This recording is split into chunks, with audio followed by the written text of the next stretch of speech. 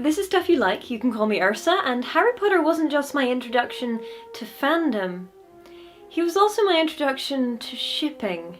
And like anyone else, I had my favourite pairings. So welcome to Harry Potter and the Chamber of Shippers.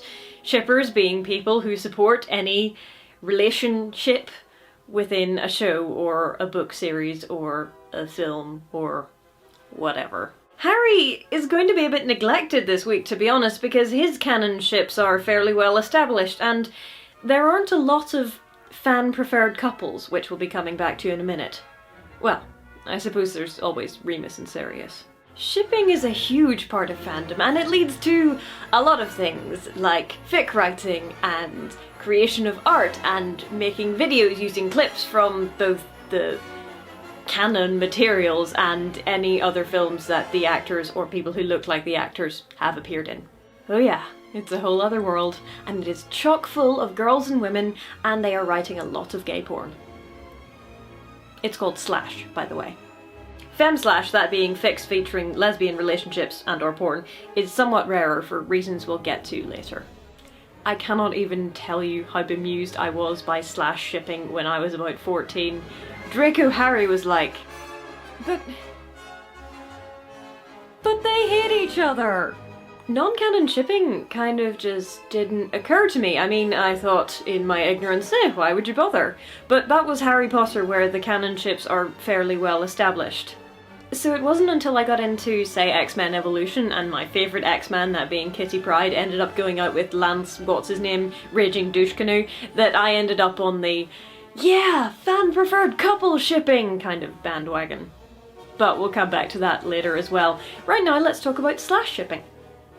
It should be pointed out that while the Harry Potter fandom has a lot of slash, it doesn't have a particularly high proportion.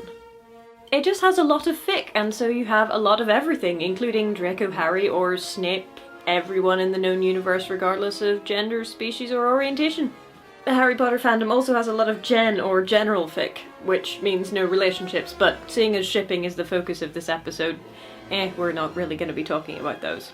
When it comes to figuring out what's going to be the most common kind of fic, gen, where nobody's in a relationship, or if they are it isn't important, or slash, where two guys are in a relationship, or fem-slash, where two girls are in a relationship, or het, where a guy and a girl are in a relationship, or multi, where some combination of more than two people are in a relationship, there is something that you need to know, and it is, does the universe have lots of kick-ass female characters? The Harry Potter universe is chock full of women, which makes the proportion of het fic and fem-slash higher. Yeah, Harry is the main character and the chosen one and whatnot, but there are lots of women and they are significant. Hermione, naturally. Ginny, Mrs. Weasley, Professor McGonagall, Luna Lovegood, Tonks, Umbridge, Bellatrix.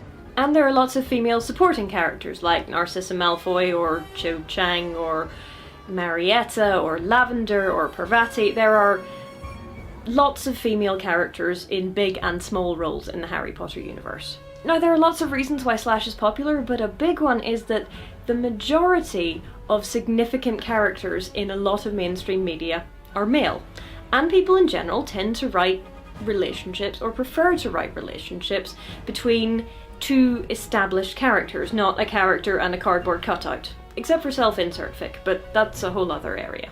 Also, most fic is written by women, and most women are straight, so the main two reasons that it's more difficult to find fem-slash is because there are fewer people writing who find the idea of two women together particularly appealing, and because there are far fewer women in mainstream media who are interesting enough to ship with each other within a show. The equation I tend to rely on when trying to figure out how hard it's going to be to find het or fem-slash fic is this. Percentage of dude slash is inversely proportional to number of awesome female characters. See please Star Trek the original series, which has many dudes and not many women. The term slash was invented by the people who were shipping Kirk slash Spock, in fact. See also Sherlock Holmes, Supernatural, Lord of the Rings. Anywhere there's a metric ton of bromance, or anywhere where the female characters are either conspicuously absent or token love interests, you will find slash shippers. And if a lot of young women like your thing, whatever it is, then you will get more slash. Because, and this is significant, slash shipping is largely, though not exclusively, about female desire. Yes, it's sometimes badly written and dreadfully characterised, but so what? And yes, sometimes it veers off into fetishisation of gay men and displays quite significant amounts of internalised misogyny on the part of the author, and those things are more worrying. However, I can't really find it within myself to wholeheartedly condemn anything that allows girls and women to explore sexual desire, A, without having to have recourse to traditional gender roles, and B, without having to be the object of it. The idea of male gaze goes like this. Men watch women and women observe themselves being watched. In slash shipping, however, nobody is watching the women and the women are watching the men. So if you thought the reason that women ship two dudes together was because they thought it would be hot, well, you're right. But not completely right, because I think you'll find it's a bit more complicated than that. Moving on. Fan-preferred couples are what you get when your audience doesn't seem convinced by the relationships that you have established, or they just prefer other ones. I alluded to one at the start of the episode, which was Kurt and Kitty from X-Men Evolution, sue me, but one that you're more likely to have heard of would be Zuko and Katara from Avatar: The Last Airbender. And Katara is a massively popular ship, but there is a small but significant and vocal minority who are massively in favour of Zuko Katara. And so they write and they draw and they do whatever. Good for them. If they prefer to imagine Zuko with Katara, or if they'd rather be Katara in a relationship with Zuko, then why not? It's not like it's hurting anybody.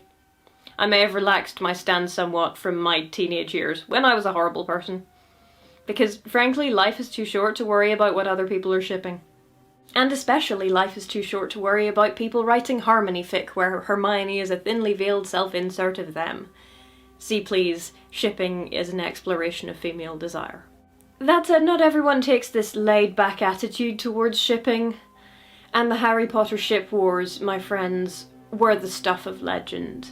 You had the Harmony shippers, who shipped Harry and Hermione. You had the Heron shippers, who shipped Hermione and Ron, and ne'er the twain would meet. Except they fought. A lot. And they would discuss mythology, and they would discuss the hero's journey, and they would discuss many, many things, which all turned out to be pointless because, as was fairly evident as the books went on, Hermione Ron was going to be the canon ship. But we got a lot of interesting discussion about it, and heck, I got a published essay on Lily Potter and the parallels between Hermione and Ron and Lily and James. But that's because I'm a humongous nerd.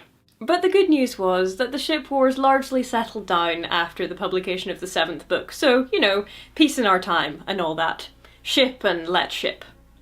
I think that might be a good place to end it for this week, actually, because the people who remember the Harry Potter ship wars are probably having flashbacks right about now, and they need to go have a little lie down. So to conclude, shipping is immense, shipping is a good thing, and shipping is deeply, deeply weird, but only because fandom is deeply, deeply weird. And that, my friends, is what we will be talking about next time. So join me in 2 weeks for Harry Potter and the Prisoner of Azkaban fandom, because the titles just do keep getting worse. See you then.